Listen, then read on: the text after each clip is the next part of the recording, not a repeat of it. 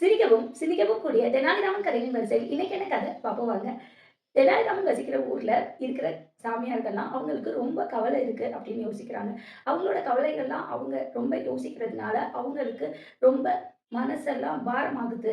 வேற எந்த வேலையும் செய்ய முடியல. அவங்களுக்கு ரொம்ப கஷ்டமா இருக்கு. அதனால கவலைப்படுறதுக்குன்னே ஒரு ஆள நியமிச்சா என்ன அப்படின்னு யோசிக்கிறாங்க.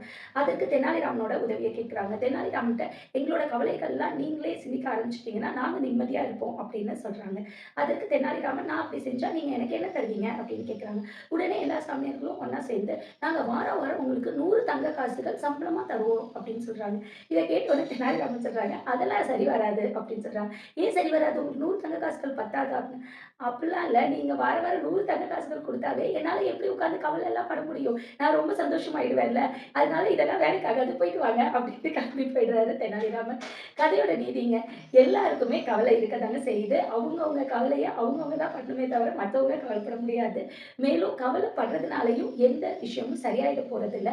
பிரச்சனைகளுக்கு தீர்வு தான் காரணமே தவிர, அத உட்கார்ந்து கவலைப்படுறதுல நம்ம உடல்நிலை தான் பாதிக்குங்க. நன்றி, வணக்கம்.